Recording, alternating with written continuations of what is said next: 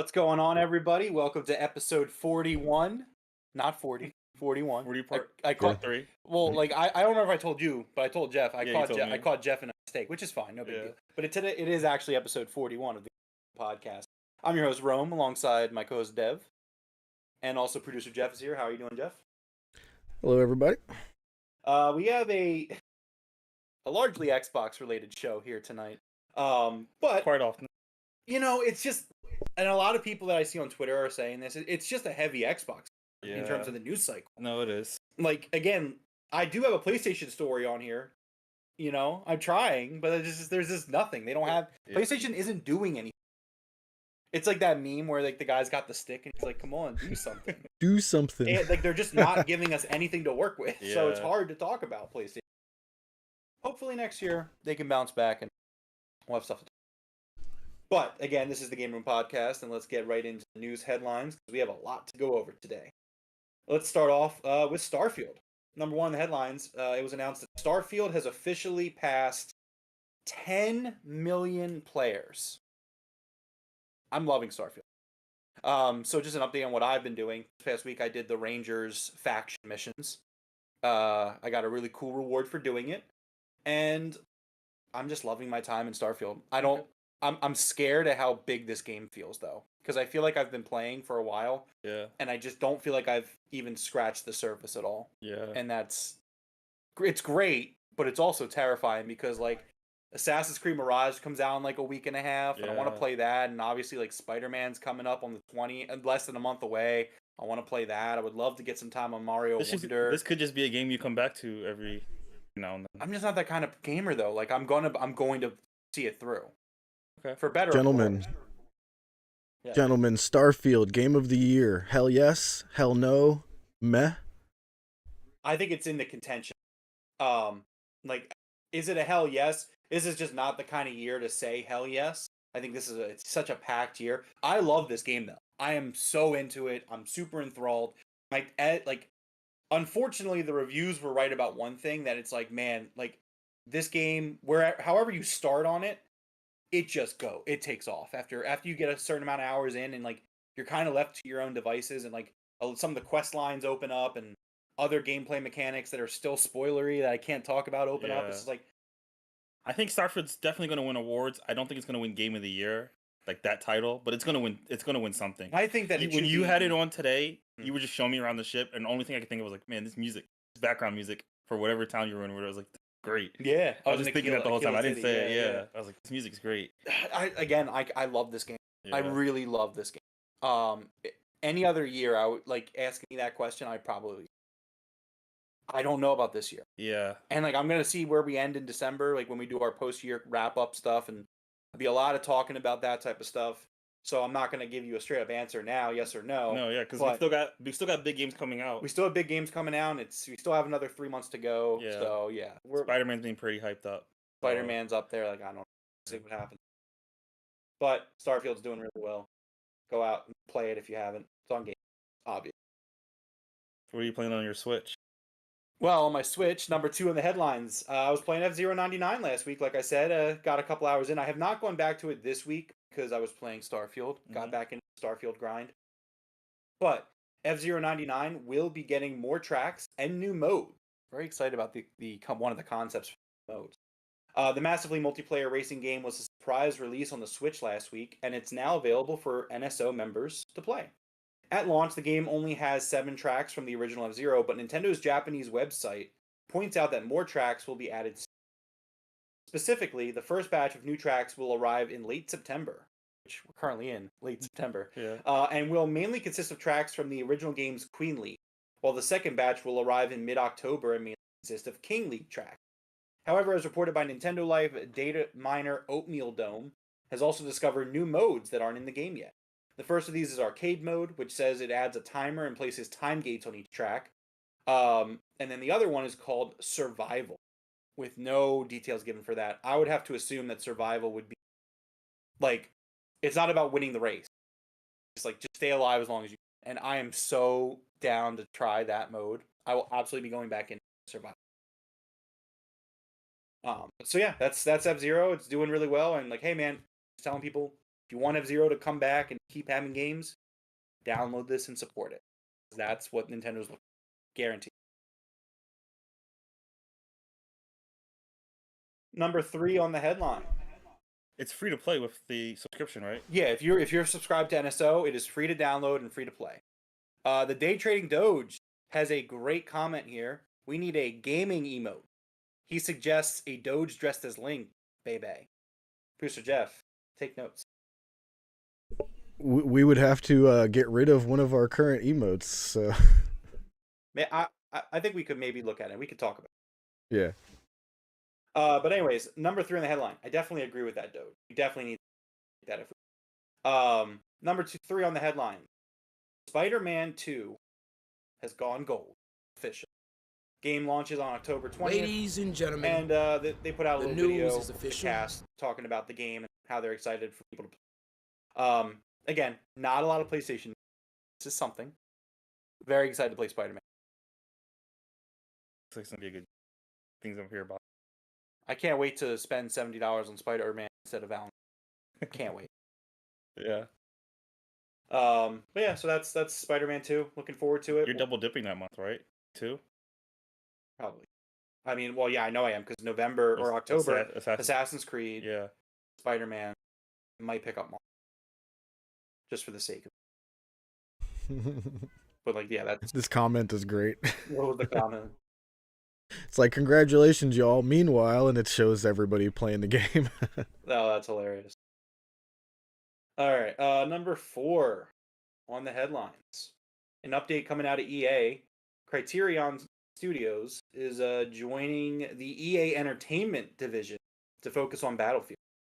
EA has restructured its studio, Criterion, to switch from EA Sports Development to EA Entertainment.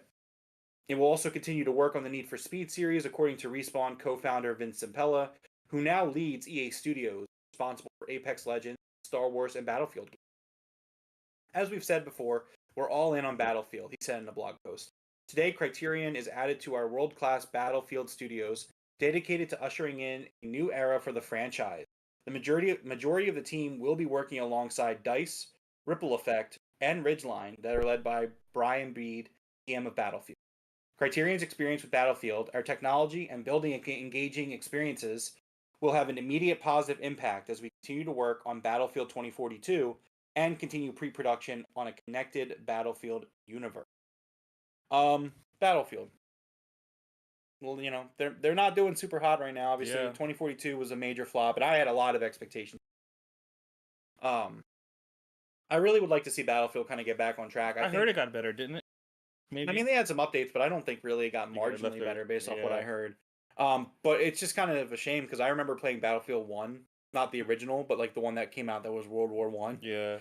And like that was such a great Battlefield. Like Yeah. probably that's my favorite Battlefield to date. And then like I thought Battlefield 5, which was the World War II one, like I thought it was good. I liked 1 more. And then like 2042, like it just seemed so bad I didn't even watch it. But hopefully Criterion can do some good work for them. Yeah. That would be cool. See them Yeah. like get back up there. Mm-hmm. Also, I would expect PlayStation to start wanting to see Battlefield succeed for, you know, no reason in particular. just for whatever reason. Oh, let's move on to number 5 in the headline. Devroro, another week comes and goes, and more layoffs at Embrace. So we have 2 studios that are having layoffs. Multiple people have been laid off at Crystal Dynamics. Crystal Dynamics is currently working on the next Tomb Raider game, and as well, they're assisting on Xbox's Perfect Dark. And then there was also layoffs from group, let's see, subsidiary of Asper Media, Beamdog. They laid off 26 of their staff. Again, this is just the continuation of Embracer. Just that Saudi money fell through, and Yeah. they bought and they bought and they bought, and now they're really regretting it. It just seems Yeah. like they didn't have a plan. They didn't have a good plan in place. So much so that Embracer is open to divesting studios, and it confirms that more closures are unfortunately on the horizon. I feel like these studios are going to get really cheap and someone's going to scoop them up from Embracer. They're going to probably sell Well, speaking unless of these which, IPs die, which so I think that Crystal Dynamics is a studio that I don't think it would get a lot of critique, but as soon as this Activision deal closes, honestly, look at Crystal Dynamics because I can tell you, I would see Microsoft buying Crystal Dynamics. It wouldn't cost a lot of money. I could totally see them doing it. I mean, I agree with you. right now they're working on Perfect Dark for you, and like honestly, I was also thinking about this. If Embracer is selling, which we're about to talk about, they are.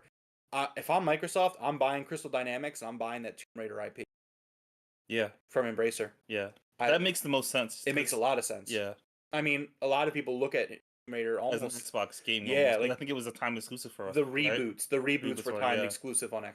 Yeah, I agree with that. Um, It does feel like it would fit right in. yeah, but so Embracer CEO Lars Wingfors had said that the Swedish conglomerate will need to continue making tough decisions to become a leaner, more cost-efficient company, and significant that more studio closures and layoffs are on the horizon. Signified, sorry.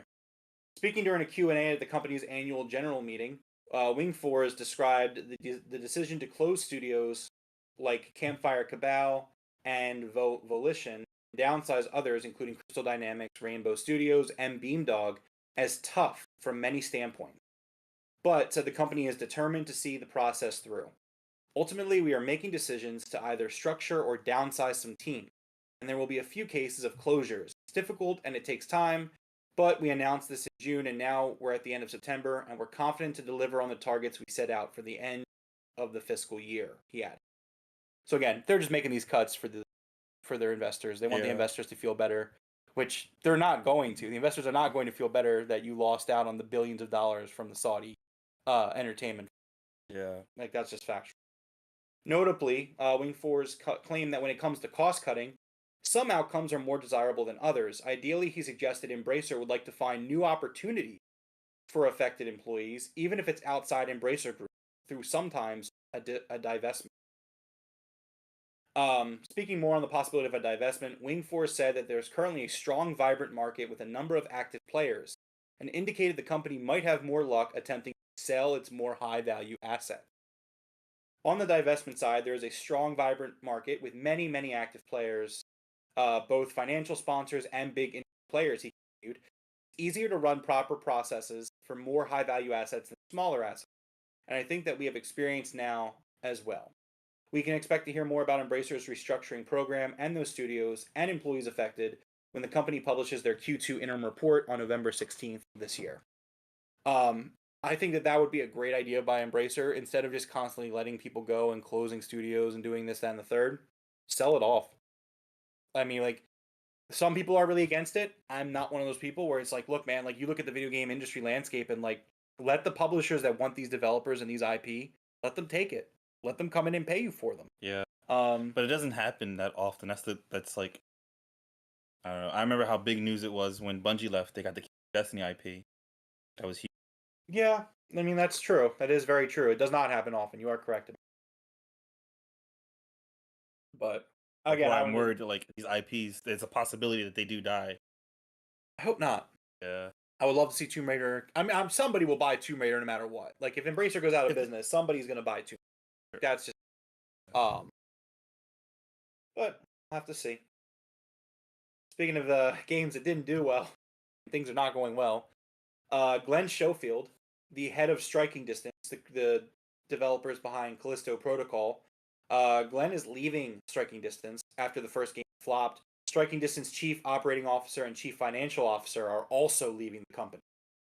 Steve Papodis will take over the CEO. Now, is this studio? Do they have history, or was this their first game? So this is their first game. So Glenn Schofield, it felt like the whole reason for this studio was to recreate the Dead Space feel. So let me give you a little bit of history. So Glenn Schofield was one of the creators of Dead Space. Yeah. And basically, EA ran Dead Space into the ground. They made it go from a horror game to basically a third-person shooter game. Mm-hmm. Dead Space 3 did infamously not very good compared to what EA wanted. So they shut down that studio. They ended it. Dead Space effectively died for the time being. Yeah. Glenn Schofield would go on to create Sledgehammer Games, which would be bought by Activision. He worked on Call of Duty for a few years. But then, he left Sledgehammer and wanted to get back into the games that he loved making, which was basically Dead Space. So it sucks to see, and again, it's this continuation of like, man, if you're a game developer, like you really can't miss it anymore. Yeah. Because it's like all it takes is one flop, and studios close, people lose their jobs, and it's just like, man, like it's really hard because it's like, and I don't even think the game was bad. Like I think being compared to Dead Space, maybe it had an expectation to live up to. I think the big thing is like, you look at this game and it's like, this is a safe bet. Like this game, this was not some crazy like Hail Mary concept. It's like, hey, Dead Space is cool. People like Dead Space. Let's make a new Dead Space game. We can't call it Dead Space, but it's a new Dead Space. And like the fact that the game flopped as badly as it did, and it doesn't help that the Dead Space 1 remake came around within like a month. Like that's true. That also really hurted it. Yeah, that's true. In the long run. But sucks to see. I don't know what's going to happen with this. You're right, though. It was a safe bet. He probably should have for something bigger. Who knows? Yo, tell me that doesn't look like CM Punk in that spacesuit. Yeah, no. All right, moving on. Devroro, I want to get your take on this because who needs E3? You see this on my screen, Devroro? This is how Ubisoft announced the Division 3. Yeah. No trailer, no video. It was a press release. Paris, September 21st, 2023. As part of Ubisoft's ongoing commitment to grow its globally recognized brand, Ubisoft is happy to announce that Julian Garrity has been appointed as the new executive producer for the billion-dollar brand Tom Clancy's The Division. As executive producer, Garrity will oversee all the Division games products, including, no big deal, we didn't announce it yet, just name dropping, The Division 3, led by Massive Entertainment, who is actively building a team for the game. Now, Deborah, you're a big Division guy. I love the concept of. So yeah, it's so good. The Division 1 is still better than Division 2 story wise, but the mechanics in Division 2 are like, oh, this is really cool. Like it just makes things more seamless. So like if we can get more of that, like just the best of both worlds in Division 3. Like I love the settings. I like New York more. Did they fix the bullet sponge thing for enemies? No, I think it plays like a game. It plays like Destiny. That's not a bug for them. That's a. Yeah, honestly, I know. Like it was horrible. It plays like Destiny, or like other looter shooters, I guess. Yeah, that's a looter shooter thing. Yeah. So yeah, I just thought it was hilarious the way that they went about announcing, because like I think the Division is one of their bigger IPs right now. Yeah. And so for them to just like name drop it in a little press release, really, man. Okay, cool. Yep. So real quick, if you see here down in the comments, somebody pointed out that means that Massive is doing Avatar, Frontiers of Pandora, Star Wars Outlaws, and the Division 3 all at the same time. Yeah. And it's like, well, they're not a small studio. Yeah, well, they're not called tiny. Yeah, they're not called tiny. I mean, yeah, I think that just kind of shows you that Massive is clearly a important developer in Ubisoft's portfolio. I mean, because these are all big, high profile games, and they look like they're just finished working games. You know what I mean? Like, yeah. Like we saw the Star Wars thing. And it's like I want to play that right now. Like everything you see there, it just looks great. Yeah, so it looks awesome. And I mean, to be fair, they also make it pretty clear that Division 3 is still pretty far out. They say that they're looking for a team. They're building a team. For the game, which is also kind of like, okay, so this isn't like a traditional beginning of the announcement cycle where you do a trailer. This is just, for some reason, they felt the need to make this a press release. I don't think anybody was asking for them to make a press release for a new executive producer at the studio. Yeah. It's very weird. It's really weird. But hey, good games are coming, so that's all that matters, right? Let's move on in the headlines. Speaking of good games, number 8, Sea of Thieves. After years of requests, they are finally adding private servers where you can play by yourself or with up to 4 other players. They go on to say, and quote, and then, for players who aren't looking to get into scraps with other crews, we'll be opening the way to Safer Seas. An entirely new Sea of Thieves game mode, Safer Seas, will let players sail either alone or with a chosen crew of friends within their own private game session. So if you've got tall tales to complete, or fish to catch, or if you simply need to spend time finding your sea legs without interruption, Safer Seas has you covered.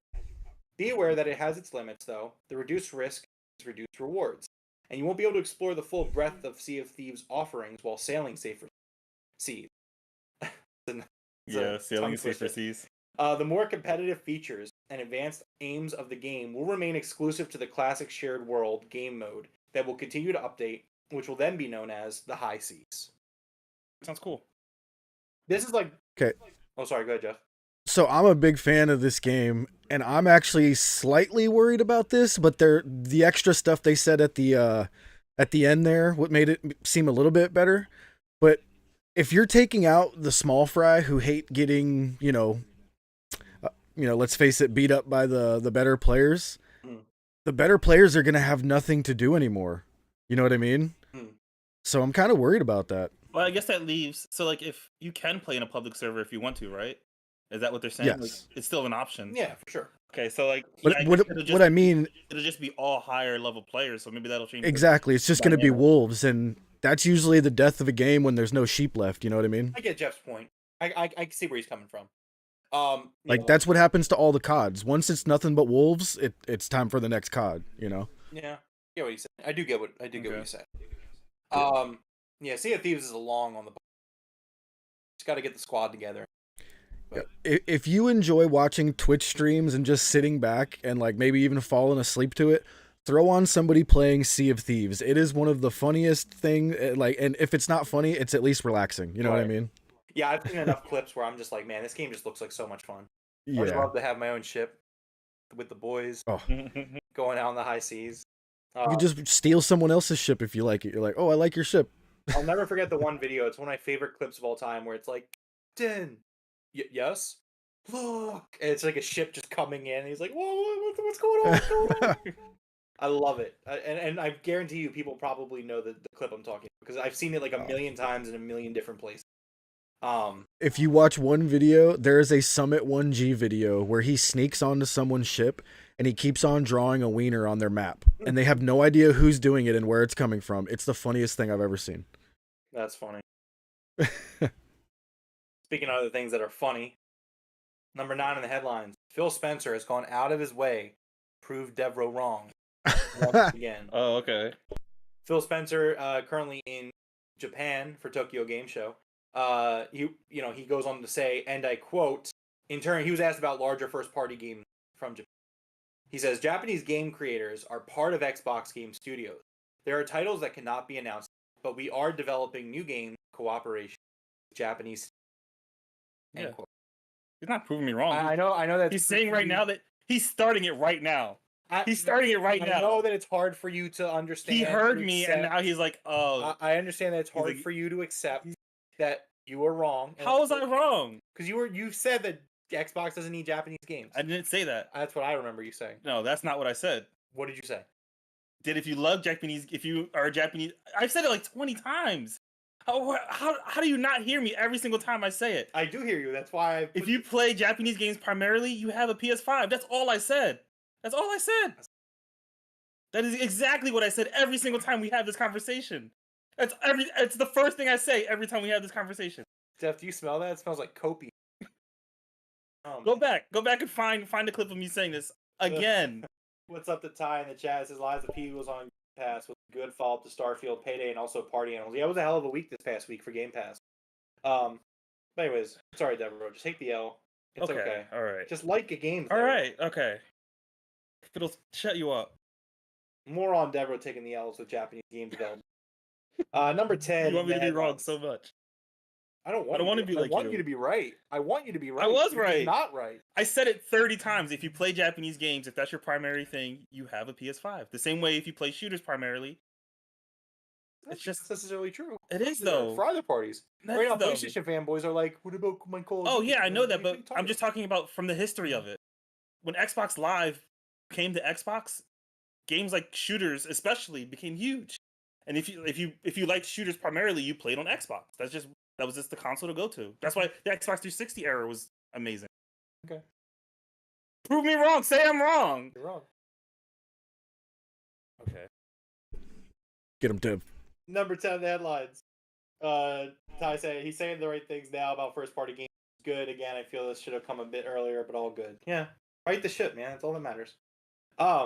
Moving on. Is Titanfall about to make a comeback? Respawn Entertainment has been toying with the emotions of Titanfall fans recently, following an out-of-nowhere update that revived Titanfall 2's multiplayer platform years after it faded in.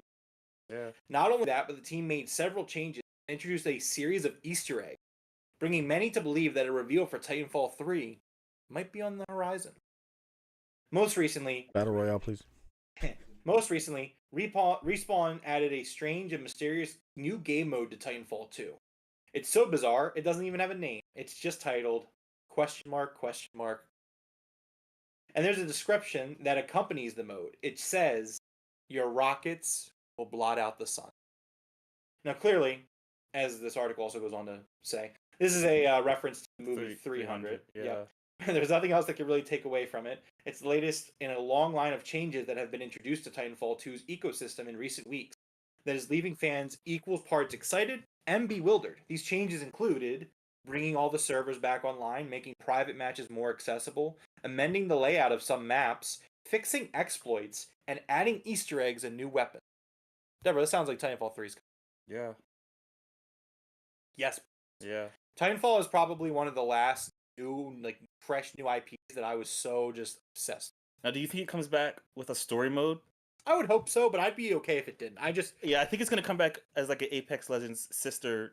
You know what I mean? Here's the thing. It's funny you put it that way because Apex Legends is a sister to Yeah, that's what I mean. Titanfall. You have it's the same universe, but I mean, like, you'll have Titans in one, and you'll have like a regular. Well, I was like, producer Jeff said that he wanted a battle royale in Titanfall. Well, that's called Apex Please. Legends. Yeah. Please. But Can you imagine without the calling Titans, your though, robot like, in a without battle the royale? Yeah. Yeah, without the. So here's the thing. Right? Because I remember they tried to make that work for Apex Legends, and they said they couldn't get the balancing right. So maybe they found a way to give people Titans in a battle royale. So you know me. 9 times out of 10, I'm gonna ask for a great single player game over a good multiplayer game. Yeah. This is the one occasion where it's like, look, if we gotta cut the single player out to make Titanfall 3 happen, Yeah. fucking do it. If it is a battle royale with mechs, could you just imagine it just raining mechs every it's gonna look so pretty, like that just would playing be, the game and it just mechs falling from the sky. I can't even. That would be so amazing. Just Yeah. 100 mechs fall from the sky. And Yeah. it's It'd be so fun. Well, just make it like an item that you find, like you get a call down for a mech, Yeah. and imagine it's a 1v1 for the finish, and you both are just like, in Apex, you have special abilities that come over time, right?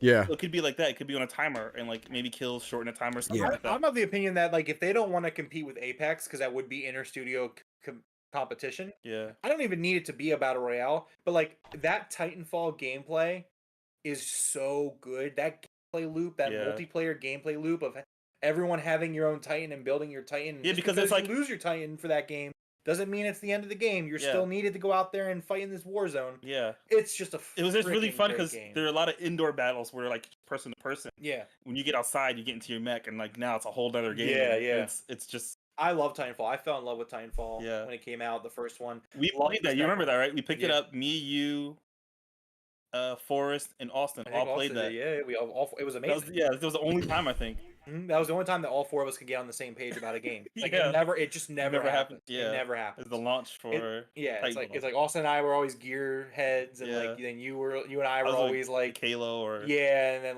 Forrest was. He was like Halo and Call of Duty. Yeah, but Call of Duty for the win.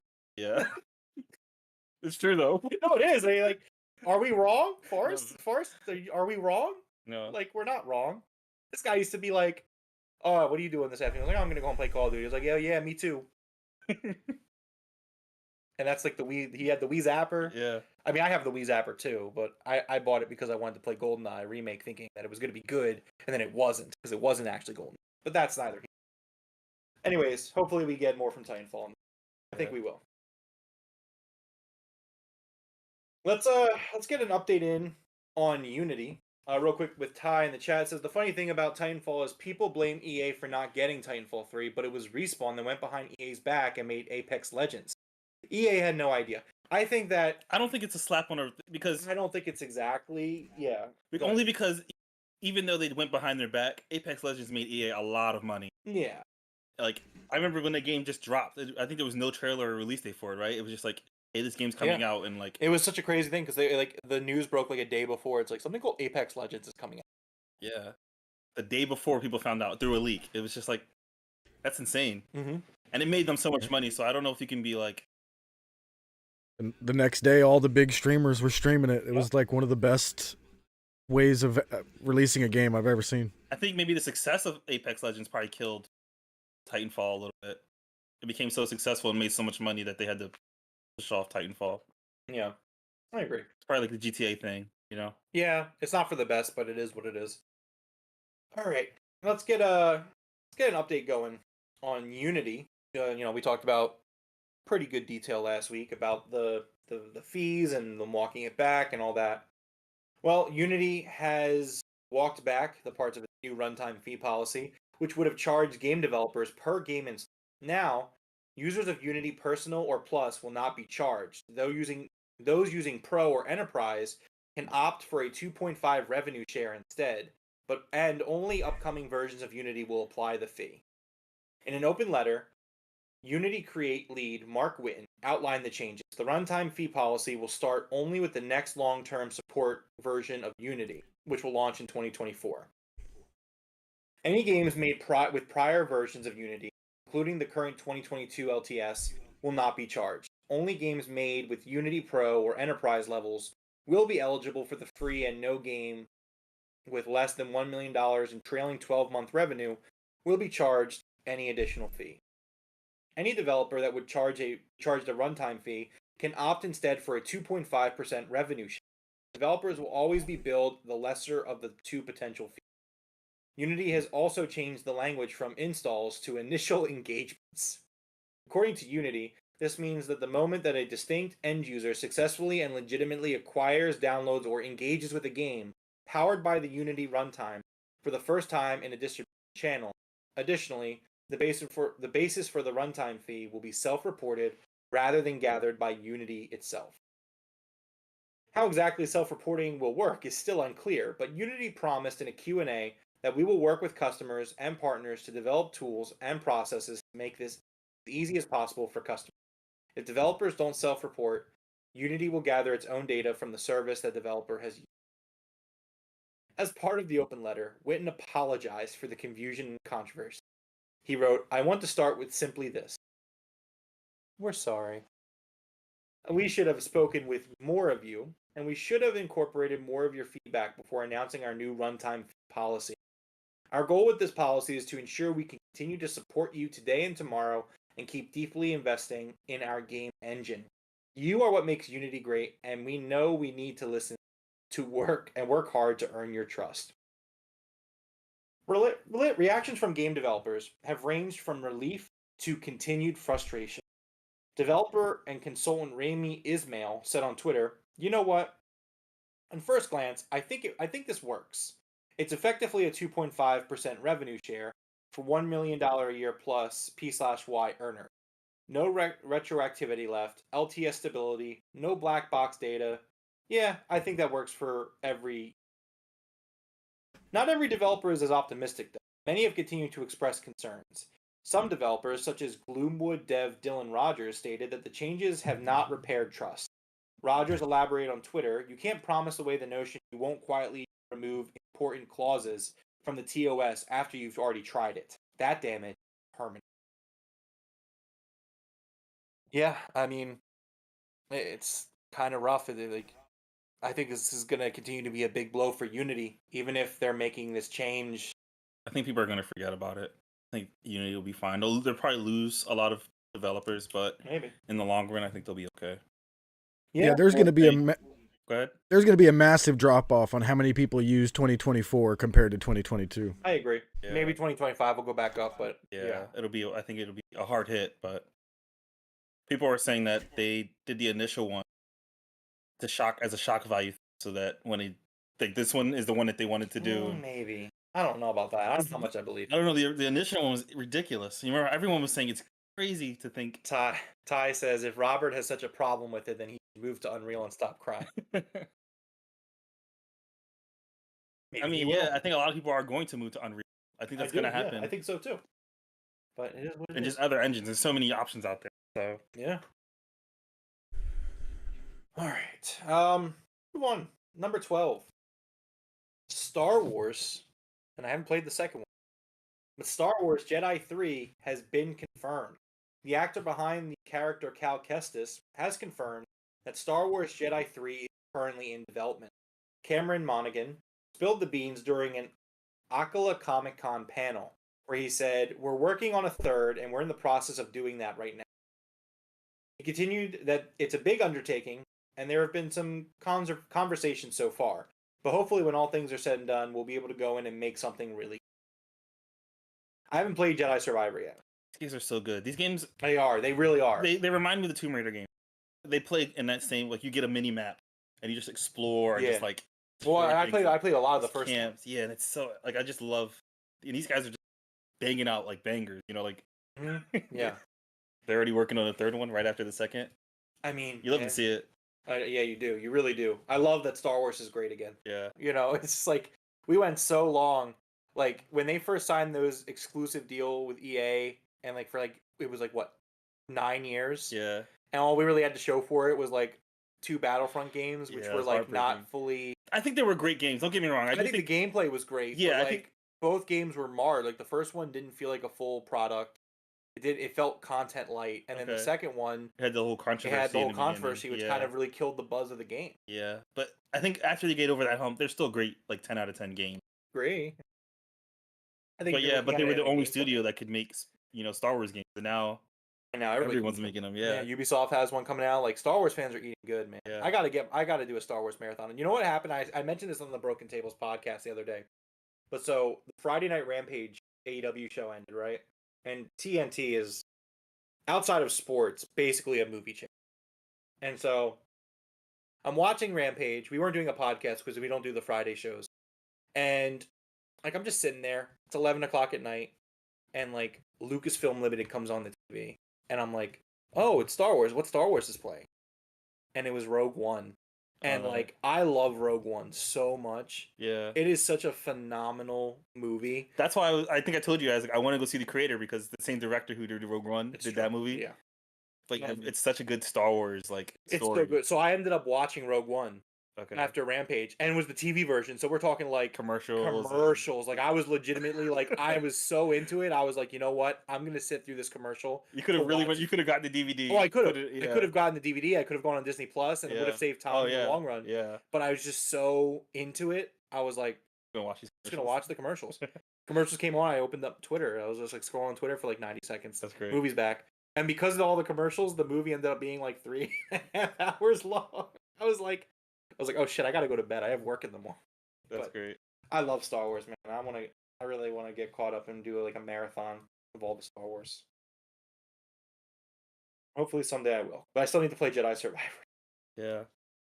We might get Star Wars Eclipse soon. See what that's. Number 13 on the headlines. So everything else for the show is pretty much, except for the game releases, we're on Xbox. We've made it to the Xbox portion of the show. Very busy weekend in the world of Xbox. Yeah. So we're gonna start with number 1 in the Xbox headlines, number 13 overall. Goodness. We're finally here. This week, on September 22nd, about 3 a.m. Eastern Standard Time, the UK regulator has provisionally approved Microsoft's acquisition of Activision Blizzard. The CMA has remained the last major roadblock, but says Microsoft's offer to sell cloud rights to Ubisoft opens the door to the deal being. Devroro, I have to ask you. Feels good. Feel good? Yeah, it's obviously a huge relief. I mean, I just wanted to be sick of it. So sick of it. Yeah. So sick of it. We know, like, it's probably gonna happen next year. It's probably gonna take a while. No, the deal's gonna close in October. No, the deal will close, but, like, getting all that Call of Duty stuff over to, like, Game Pass, I mean, we'll see what happens. All the fun stuff that comes with it afterwards. I like that comment that Jeff just showed. I mean, Sony could buy its own publisher. They could do that the entire time. Yeah. Like, I've said that. Like, you tell me if I'm wrong. Have I not gone on record and said, like, hey, Sony, buy Square Enix? Yeah, absolutely. I've said it. Everyone said it. Everyone has said it. Yeah. Like, this is not a fanboy thing. It's just like, the problem is, and there are some people who are against game consolidation in the games industry, and I get it, but, like, some of these companies have shown that they don't know how to regulate themselves. They don't know how to behave. You look at Activision, that is a company that does not know how to behave. Yes, they make a lot of money, but in terms of how their employees are treated, in terms of the quality of product they're putting out, like these things are all issues that this company has. And so like I could totally understand Microsoft wanting to swoop in and buy them. And then again, this is not a fanboy thing. If Sony bought Square Enix, I think Square Enix is a shell of their former self. 2023.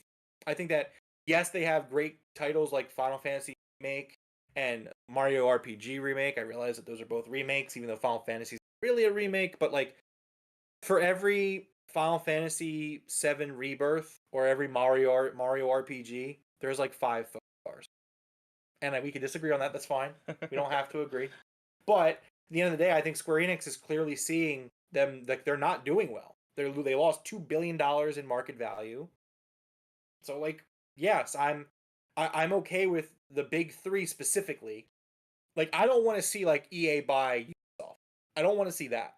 But when I'm talking about consolidation that I'm okay with, I'm talking about seeing Microsoft, Sony, and Nintendo do these things. Now, will we ever see Nintendo make an acquisition like that? Never in a million years.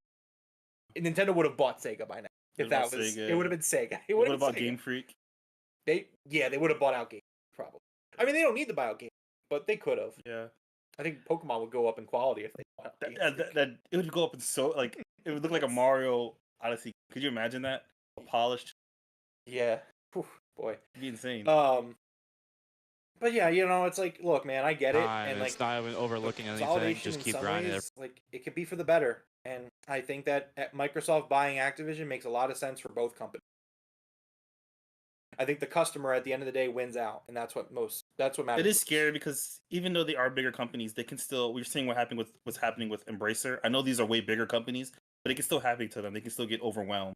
Well, and we've seen companies be bought up and they do nothing afterwards. You know? Well, so here's another thing that I would also push back on is like it's also kind of the cycle of the business that you kind of need to let happen, because like you're looking at publishers like THQ Nordic and Devolver Digital, which are like these guys are like smaller players in the publisher scene, but like if you take an Activision Blizzard off the market, like who's to say that that doesn't give an opportunity to a THQ Nordic, to a Devolver Digital to kind of step up and grow and become better themselves. You know what I mean? Like, I mean, if they're gonna do it, they're gonna do it anyway. You know what I mean? That's fair. I don't know. Maybe I'm just kind of grasping at straws on that. But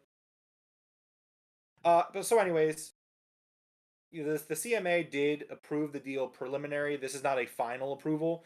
Basically, the next step is for them to gather some feedback and input from third parties before they make a final decision. But expect that final decision probably within the next week. And it's being, I think it was projected that Microsoft would close the deal, I think by October 8th, I think is the expectation, which would be phenomenal. Now, here's a little something that was not in the script that we found out. It'll be the 18th. The 18th, thank you. That's what the date was. Here's something that's not in the script that I showed you before we went live. So, Jeff, currently, if you go to the Xbox market, you go to buy Call of Duty Black Ops 2, the 360 title, it will actually pop up a message that shows up for Game Pass. If you go to buy a Game Pass game on Xbox, it says something along the lines of, this game is included with your subscription. Oh, that's cool. So like it still isn't on Game Pass, but that message is coded into that game specifically. Yeah. I wonder if there was a point where they just knew that they were going to win and they just started working on this, and I wonder if it's just a switch they hit. You know, the deal closes and then there's just someone hovering over a button to be like, Game Pass. Yeah. So Ty also just made a really great point. Ty says if Xbox didn't buy Bethesda, Tango Gameworks would probably get shut down. For sure, the guys who made Redfall would have been let go as well. They are still open because Xbox is allowing. That's true. And I agree with that. I think that like if you have, like, that's the one way where you can take risks. Like if you let Microsoft and Sony and Nintendo consolidate, do you really think these publishers, we're seeing it. So like with that example, do you really think Tango was in any? They put out Redfall. They put out one bad game in a catalog of great games. Do you think that really was gonna like ruin them? It wouldn't have helped the fact. No, it wouldn't have helped. But like, well, here's the thing. Bethesda there are some times where studios stumble from like great studios stumble and like they get back on their feet. But in 2023, we're seeing that more often than not, they don't get back on their feet. Studios are getting closed left and right. Volition got closed down for one bad game. You want to talk about a bad game? Volition has a whole history of like the Saints Row franchise. They had one mediocre game come out in 2022, and they had their studio closed. Like, we're seeing this happen. Ubisoft canceling projects left and right because the money's not there. Like, we're seeing these big AAA publishers who have the money not willing to save that, not willing to take the loss on anything. Yeah. And like with Microsoft and Sony and Nintendo, you're not going to see that. Sony is not going to close a studio. Microsoft is not going to close a studio. I don't know about Microsoft has closed studios before that they bought under past leadership. Yeah. But I'm talking about the current. But I'm just saying it has happened. That's why it's like, yeah, well, Don Matrick, it could happen again. Don Matrick was an idiot. Yeah. Don Matrick cost the Xbox brand so badly with his poor leadership. He set them behind by generation. I'm just saying it could happen. Like, again, yes, theoretically it could happen, but because if you look at Xbox, like, again, Redfall did not do well. Arcane Austin, what happened? Xbox, all right, well, get him next time. Okay. Xbox is letting studios under their banner put out smaller releases that aren't going to do well. Hi-Fi Rush, there's like, yes, that game did well for Game Pass numbers, but like, I don't know what it sold. It might have sold well, but did it sell well? I don't know. Like, smaller releases like Pentiment. Like, there's no way Pentiment sold well. Still scored 10 out of 10s last year, but yeah, like, that's where it comes in, where it makes sense and it's a good thing. Ty says the rumor was with Tango was that Evil Within wasn't selling well. Shinji Kawa likely didn't leave because if he left, Bethesda would have shut it down. He was the main guy for the studio. There you go. Arcane Studio games do not make money. Dishonored and Prey were not the games that brought in money. Redfall flopped and lost millions. They would have closed them down. There you go. Did Hi-Fi Rush not do well? I don't think Hi-Fi Rush did poorly. Like, there was actually some drama when the game came out, I think, if I recall, where it was like Xbox was happy with the performance, but people were kind of dunking sales, if I recall. Okay. But Xbox said they were happy. And then one last bit for the Microsoft CMA stuff. Phil Spencer put out a memo to staff saying, I have encouraging update to share about our proposed acquisition of Activision Blizzard. Today, the UK CMA provisionally concluded that the solutions we have offered to address its concerns about the impact of the acquisition on future competition in cloud game streaming are acceptable. This is a positive development and a welcome indicator that our hard work is bringing us closer to our goal. Prior to making its final decision on whether to clear the transaction, the CMA is soliciting feedback from the industry and the public. During this time, we will continue to work toward addressing any remaining concerns and earning approval to close. We continue to work toward concluding this process by October 18th deadline, and we will share more information as we get it. Thanks to everyone whose ongoing efforts have brought us to this point. Your hard work and dedication is very much appreciated. Phil. So yeah, great news for them. Hopefully, like within the next 2 weeks, we have great news and we can I'll probably finally do that show where the topic of the show will be like looking over Activision's catalog and like getting excited about games. Because that's been a plan for like 6 months. Like, that was a topic for a very early show when it seemed like the deal was going to get closed and we were going to be good to go and be done. Okay, what if we don't close the deal? Yeah. All right, number 14 on the headlines. Tokyo Game Show currently going on. Well, I think it's over at this point, but it was going on this past weekend. Out of the big three, Xbox was the only one with the presence there. It did a showcase.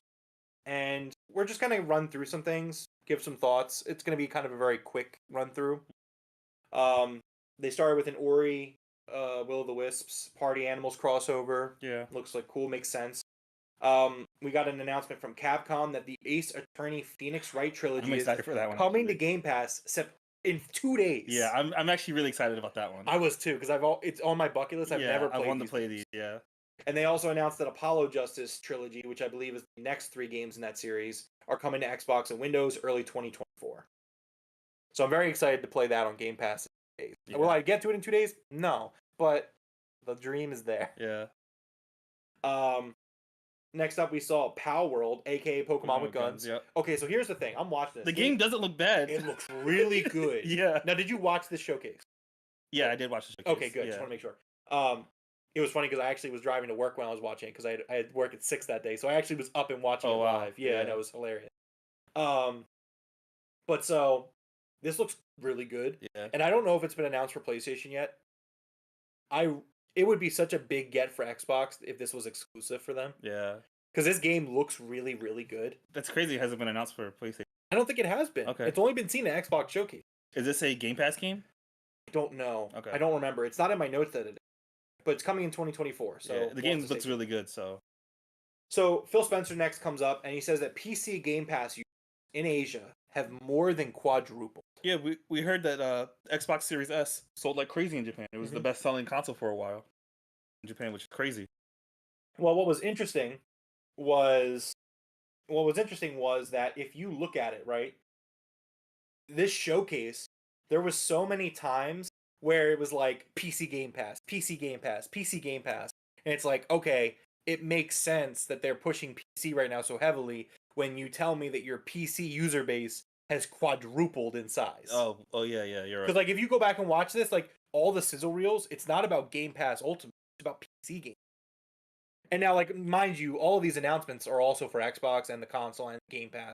But I guess it just shows the power of Game Pass. It's a subscription service you subscribe to, and that's it. It's just so perfect because it's for anybody. Yeah, it's for like, anyone. are you a PC gamer? Here you go. You You're a don't have to console have gamer? it. Here you go. You're in the Yeah. cloud? Here you go. Yeah. In a couple years, well, not even a couple years, you know, once the Activision deal closes, you're a mobile gamer. Getting into the Here you PC world is that's just So, next up, we saw Forza Motorsport showed off the Hakone track, very Japanese inspired, cherry blossoms, the whole 9 yards. Available October 10th. This game looks good. I think it's going to be great.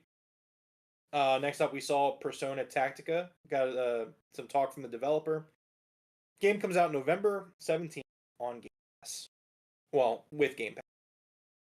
Next up, we saw a game that's coming out really soon, but I had never heard of this game before this. So it's Infinity Strash Dragon Quest: The Adventure of Dai. So it's a Dragon Quest game. yeah, it looked really good. Did you see? It did. You know what I was thinking when I was watching? I was like, this is a forest ass game. Yeah, but it looks good. Like it looks like something I would play too. Like No, it does. It looks really good. Yeah. And so it comes out September 28th. It is a very forest anime. It comes out like this week. Yeah. It's like, hello, what? Was that a Game Pass? Now they did not put Game Pass for that. Okay. Now I have a question about the next one because I don't need to know how crazy of a person you are. I need to know if you're a madman. Are you going to be playing this all over again? Are you going to do that to yourself? Yu Miyake from Square Enix said Octopath Traveler 2 is coming to Xbox. The wording was weird, but so he says early winter next year. So I was trying to figure out if that meant like December of 2024 or January. Apparently some of the listings I've seen are saying like early 2024. Yeah. So I guess it was just weird wording to say early winter next year. Yeah, because winter technically starts in it makes more sense for January. Yeah. I don't know. Anyways, so are you going to be playing this again? Are you that crazy? You gonna put I handed him to her. another 60 hours into this game? look, man. First of all, it was like 90 hours. 90 hours? Secondly, I love Octopath Traveler 2 so much. My answer, I'm going to give you the most honest answer I can, okay? Mm-hmm. And that is, it really depends on when it comes out. If this game is coming out in January, there's a good chance. February, probably not so much because I'm going to be playing Final Fantasy VII. So much. You're still going to be recovering from October. I know. But if this game is coming to Xbox, especially if it comes to Game Pass, Another 80 hours you're going to put into this game. I know. But what else am I going to do? Play the other games. It's your favorite. I love this game. Top 3 of the year. Easy right now. But 80 hours, love? That's heavy. The love is real. Yeah, so Octopath Traveler 2 gets announced for Xbox. There was not a mention of Game Pass, but we'll see what happens. They also kind of tease about the future of Final Fantasy. Unfortunately, no Final Fantasy VII Remake. However, carrying on. Next up was Athela, The Wrath of a Fairy. Looked like a good game. Mineko's Night Market, coming October 26th. Again, it's October, not September. October 26th, coming to Game Pass. It's funny because Mineko's Night Market is coming out this week, though, but for Switch, not for Xbox. But that game looked interesting. It kind of looked like you run a market, and like during the day you go out and you find things to sell at your market. So it looks like a cool little game. We saw Persona 3 Reloaded briefly. Comes out February 2nd, also coming to Game Pass. Fallout 76 was shown next, which again is kind of interesting. It clearly they're playing to the strengths in the region, which tells you that these services they do, like Fallout 76 and Elder Scrolls Online, they're clearly doing well in Asia. Yeah. Which is, I guess it's not surprising. I guess it's just surprising to hear it. So they say that These Western big. Fallout 76 is the Atlantic City update is now a 2-parter because there's so much content. The first part is coming out on December 5th. Yeah.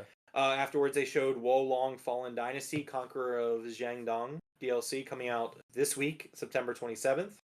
We got a bunch of Like a Dragon stuff. So Like a Dragon Ishin is coming 2023 to Game Pass. Like a Dragon, The Man Who Erased His Name is coming to Game Pass on November 9th. And Like a Dragon Infinite Wealth comes to Xbox January 26th. Cool. Yeah, a lot of it's a series. That's a whole series. Yakuza. Yeah, it's Yakuza. A lot of Yakuza love going on. Yeah, that's another franchise you'll be playing in January. Octopath Traveler too. Devroro, no. Leave me alone. Euden Chronicles 100 Heroes launches on April 23rd. Game also looks really good. Yeah, that's like a you kind of game. That is a me kind of game. It's coming to Game Pass as well, so that'll be fun. Here's an interesting one, and again, it shows to the strength of services that Microsoft does. ESO, Elder Scrolls Online, is getting its full Japanese localization for console on November 15th. Yeah, that's cool. I got some PUBG updates after that. They showed off a game next called My Lovely Empress coming in 2024. Looks like a decent game. Yeah. Looks very interesting. Exoprimal 2 Season 2 was shown off. That's actually the best gameplay of that game I've seen so far. I would agree, but I still didn't care about it at all. Yeah. And then lastly, we got a really interesting game from the mind of Suda51. And I didn't write down the other guy, but I know he's also kind of well known. Hotel Barcelona coming in 2024. This game looks sick. Yeah. This looked really good. Yeah. And I'm not like a 2D side scroll action kind of guy. I thought this really. Yeah, like you clone yourself and like you have to fight with yourself. Like, is it like I don't know? I had this cool idea for a game, and I don't know if this is kind of the premise of the game, and I just didn't really pick up on it. But it would be really cool if like a game started out and it was like super hard, like extremely hard. And like every time you die, it would create a clone of yourself to do the moves that you did. Yeah, that's what it does. Yeah, right. So you go back in, so you're really fighting it like twice. Like it would make it easier. Yeah, yeah. See, that seems really. You get like a quarter of its health bar down, and then you go out and do it again, and like you get now. That would be really. That's a really cool concept. Okay, I'm glad that I understood it then, because I was like, if that's not the point of this game, that would be a cool idea for it. But they also said like you could. Well, yeah, because you could probably set yourself up and. Yeah, or like you have to fight yourself later on. Like maybe the game's running reverse back. Like I don't know. It seems really cool though. Yeah, I'm definitely down for it. And so that was the Xbox Tokyo Game Show showcase. All in all, I thought it was a really good showing. A lot of stuff coming out very soon. A lot of stuff coming to Game Pass. Once again, Devroro, you being proven wrong that there's a lot of Japanese support coming to the Xbox ecosystem. But once again, you're proving you don't live. But I don't understand where you're saying that. Yeah, see, you can't hear. I'm sorry. I'm going to be too busy playing Octopath Traveler 2 again. Yeah, I know. For the second year in a row. What if I like every year just play Octopath Traveler 2 on a different system? It's like, all right, this year I'm playing on Xbox. Next year I'll pick it up for PS5. The year after that it'll probably be out on mobile. Playing on my phone. Just like a month of your year gone every year. To be fair, I would say that it being a second playthrough, I probably could get by it through it fast. I think so. Yeah. Well, also because like I would try to go for achievements, so I would probably like use walkthroughs and stuff as well. So a lot of like the looking around and the walking and the constant like searching probably wouldn't be as much of it. I guess. I don't know. All I know is it would still take you. I want to buy it for Xbox, especially if there's a physical.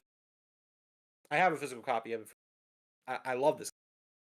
I love this game. You're a madman. That much. I am. I've never argued that. Have I ever argued that? No, I'm not. Let's get into the topic of the show. Oh, we got some game releases. The game releases, yes. These are the game releases for the week of September 25th. Starting tomorrow, on the 26th, we have Cyberpunk 2077 Phantom Liberty, the expansion coming out on PS5, Xbox Series, PC. Every reviewer, $30. Every reviewer is saying get into the game. If you haven't played it because of like everything that happened, it's like such a good time to play it. Like get into it. Yeah, I was patient. I was like, you know what? You waited. I have the disc. I'll put this on the shelf for a few years. Come back to it. But even telling people who have the game, who played it already, start a new save file. start over again. So Ty made a good point real quick to backpedal real quick. He said Tokyo Game Show was good. They just need to start announcing their own exclusive JRPGs. Soon we'll get to it, so looking forward to it. I agree. Yeah, I think it's you're on the right. horizon. I think Xbox has really realized, to your point of what you've said, that they did have a shortcoming in that Japanese area. But like the Series S and Game Pass showed them that, like, hey, people are in your ecosystem now. Like, now there are gamers over there that love these games. Exactly. You're putting out. Yeah. And like you said, over here we do like JRPGs over here. Yeah. So like, just get into the finally do it. Mm-hmm. Yeah. And I think they're getting there. I think that you're starting to see. I mean, like, obviously, a lot of love for Persona, a lot of love for Yakuza, and obviously Yakuza not a JRPG. It's not. And when I say that, like, they're not in the Japanese market, it's not even their fault. You know, like, the Japanese are very close knit. Yeah, they're strong armed down by so Sony it's like, and Nintendo. Yeah, it's not their fault that they're not there, but like, they're making a hell of an effort. Yeah, and they have the perfect opportunity right now. Sure, completely agree. So, anyways, yeah, that's Cyberpunk 2077. El Paso. You could be playing this in January. That'd be great. Get in there. Keanu Reeves, Idris Elba. It doesn't look like Octopath Traveler 2. I'll be like, okay, great, but are there 8 playable characters with 4 chapters plus? I don't think so. It's so much. El Paso Elsewhere comes out on the Xbox Series, Xbox One, and PC on September 26th. Could not find a price for that. Mineko's Night Watch, or Night Market, like I said, comes out on Switch and PC for $35 on Tuesday the 26th. My Time at Sandrock comes out on PS5 and Xbox Series on the 26th as well for $50. Paleo Pines comes out on PS5, Xbox Series, PS4, Xbox One, Switch, and PC on September 26th for $30. Infinity Strash Dragon Quest: The Adventure of Dai, announced at TGS, I think. No, there's no way this was announced. I just never heard of it. Coming out on PS5, Xbox Series, PS4, Switch, and PC on September 28th for $60. Sonic Frontiers, the Final Horizon DLC pack. I didn't even know that was a thing. What? Sonic Frontiers? Yeah. No, yeah. The deal. I didn't know the DLC comes out PS5, Xbox Series, PS4, Xbox One, Switch, PC on September 28th for free. No price. $0. That's really cool. I'm excited for this one. Cocoon comes out on Xbox Series, Xbox One, Switch, and PC for $25 on September 29th. Also a Game Pass game. I'm excited for that one. Did you actually see that Arkham Knight is coming to Game Pass on October 3rd? No, I didn't see that. It's a big get for them. Yeah. I want to play that, so I didn't. You haven't gotten to that one? I did not. I didn't buy it. I didn't even buy it because I'm doing the one a month and it flopped back then. But I still think it's fun. Cypher 007 comes out on iOS on the 29th. And finally, EA Sports makes its first appearance without the FIFA title with the EA Sports Soccer Club 24, PS5, Xbox Series, PS4, Xbox One, Switch, PC on September 29th with its mid-gen, or not the mid-gen, but the generation price difference of $70 current, $60 previous, and no, I'm not taking it back. It's soccer. Played it for years. I'm allowed to call it what it is. Called soccer. Okay? So, anyway. What's your pick for the week, Dev? I'm going to go with Cocoon, even though Cyberpunk is a close second. Okay. My pick is definitely going to be Cyberpunk this week. I like Sonic Frontiers is a close one. I think Infinity Strash also looks really good. Good amount of things coming out this week. Yeah, I was going to say, a lot of good stuff coming out this week. For Game Pass, too. Yeah. Again, it's another good week for Game Pass. I mean, obviously, not every week's going to be a Starfield week, but since Starfield's come out, they've had a really steady run of games here, and it's definitely worth noting. I mean, their next first-party game is October 10th. 2 weeks away. Yeah. Great. Jeff, do you have a pick for the week? The Cyberpunk, man, I'm really happy they fixed this game, and it looks really, really good now. And I'm hearing a lot of good stuff from streamers as well. And for the past year, it's been nothing but shitting on the game, so this is a pretty good sign. A lot of the reviews are very, very positive, too. Yeah. I think there are quite a few 10s. This looks really good now. It does, and I do want to get in. Who knows? How mad would you be if, like, in January, I'm, like, sitting here and I have 2 games in my hand. One's Octopath 2 again, and one's Cyberpunk. And I'm like, You're just gonna walk in here one day, you're gonna see Octopath Traveler 2 on the screen. Like, yeah. I get it, but yeah. Also, like, ugh. Yeah. I don't know. We'll see what happens. Anyways, yeah, so that's the releases for the week. Let's get into the main topic of the show. So, Devroro, earlier last week, in the wee hours of the morning, Yeah.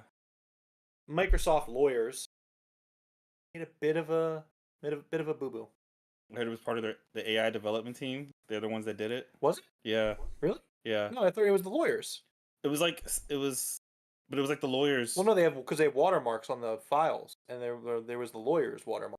Okay, I heard something. It was something about the Microsoft AI team had leaked it in some lawsuit.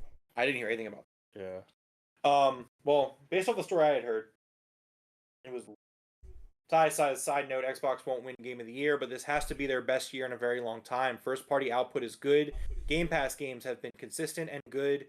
ABK closing, PC Game Pass in Japan.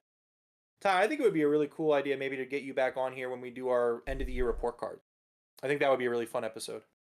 We would have to make sure that Jeff is well prepared. Make sure there's no news that week. Usually the last week of December doesn't have a lot of news. Because that would be a long show, all three of us giving. I mean, all the news is going to be about like people rated, like trying to figure out who's. It'll be a fun episode. Anyways, Ty also says it's been a very, very good year. Also, don't forget Hi-Fi Rush. Yep, We're absolutely. talking. So yeah, topic of the show. A lot of Microsoft lawyers leaked a lot of documents. Now we're gonna go through a lot of this stuff, and this isn't everything because there was a lot. I'm sure I missed something. If I did, feel free in the comments or in the Discord or whatever to let me know, and we could talk about it there. Keep in mind these documents. Number one, are all a couple of years old, and number two, plans can change. Phil Spencer already said that these plans. Yeah, he said. Yeah, I think I have. Which it makes sense. I think I have that in one of the script. But so we're just gonna go into it, give our thoughts, and have some fun with it. So, first up, we got some future releases leaked from Bethesda. So I kind of want to run through these with you and kind of get your excitement level on. Some of them we've talked about already here on the podcast. Mm-hmm. Number one was the Oblivion remaster, which was originally set for last year. Fiscal year, but did not come out yet. We also saw Doom Year Zero, so another Doom game with DLC. Yeah. Coming out in fiscal year 2023, with the second set of DLC coming out in fiscal year 2024. A Fallout 3 remaster set for fiscal year 2024.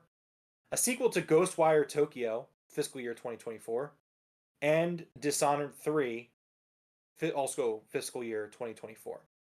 There are also a number of titles for console/PC without specific names. The Indiana Jones game, Project Kestrel, and an expansion coming to that game, Project Platinum, and a vaguely named licensed IP. So Dev, what are your thoughts on this list? I mean, I think that these are the things that are definitely safe? real. I was gonna say it's safe to bet that games are probably in development. Yeah, I would say that. I think out of all the leaks, this is probably the most likely. Yeah. To be. And none of this stuff seems too crazy. Fallout 3 remaster is a little. I wasn't expecting that at all. I'm very excited for that. Yeah, that's kind of. Give me cool. all the DLC with it too. Yeah, that's great. That's a great package, right? Yeah. I mean, yeah, obviously, I'm excited for that. Doom Year Zero strikes me because I think that the new Doom generation, the new Doom games, kick so much ass. They're just so good that Indiana Jones isn't from a Bethesda company, right? Isn't from a Bethesda. It's being made by Bethesda. It's being made by Machine Games, who made Wolfenstein. All right. Great, which is a great that's a great game for Machine. Because those Wolfenstein games. Yeah, they are. They're they're like, hey, we're gonna make a game about Indiana Jones, a guy that's famously known for killing Nazis. Who should we give it to? Machine Games is like, hello, we're right here. Yeah. They're like, oh, but you're working on Wolfenstein 3. Wolfenstein out of here. Give us the Indiana Jones. It's just Wolfenstein with the whip. Yeah, right. He doesn't like snakes. Yeah. Why'd it have to be? Hate snakes. Yeah, so I think that this is honestly, and this is not even including Xbox themselves and their other studios. Yeah, just Bethesda itself, that's a lot. It's a lot. A lot of good stuff coming in a few years for people. Things that they were expecting to put out some this year and next year. Dishonored 3. It's a lot. It's really close now. Next year could be another. I bet you that Deathloop team, they wrapped up Deathloop and they went right into our Bethesda or Dishonored 3. Yeah, unless they were working simultaneously. I don't Maybe. It's a fast. I don't know. It's been 3 years though, right? Deathloop. I think so. So yeah. Here's another one that so I really wanted to mention this because I thought that this next one was such a shining example of how terrible games media is and how stupid they are for clickbait. Which again, like me, even though obviously do a podcast, all this and the third, I don't like clickbait at all. Even if it were to help us get views, like Jeff does all the title making and all that stuff, and whatever he does, he does. I'm not a clickbait guy. Like if I'm talking about X, Y, and Z, you're gonna know that I'm talking about X, Y, and Z. But the games media really took this part of the leak, and like again, I'm not gonna go into too much detail word for word, but basically, so someone in Microsoft emailed Phil Spencer, right? It was Chris Capicella, and he was like, "Hey, why don't we buy Nintendo?" And then so this email, which you can go look at, it's there, it exists. It's Phil basically explaining why Xbox cannot buy Nintendo because Nintendo won't sell. Nintendo's and like he goes and lists all these reasons, but he has to do it in a productive way because this is a workplace email. So he can't just say like that's stupid. We can't do that. He has to say, well, for us to be able to do it, we would have to do X, Y, and Z. And like that's how business works. So of course the media ran with it. It was like Phil Spencer wants to buy Nintendo, and I was like, did you read it? Because like I was just like kind of like taken aback. So I was like, man, it was like my favorite. Like it was so annoying because like I would like watch like my YouTube videos from content creators, and like a lot of them were doing it too. And I would go into the comments, and people were just like, Phil Spencer taking another L. Like, when is Phil gonna learn? He can't just buy Nintendo. All right, I went about my day. I was like, you know what? I'm gonna go play Starfield. Phil Spencer did not say that they could, would, or should buy Nintendo.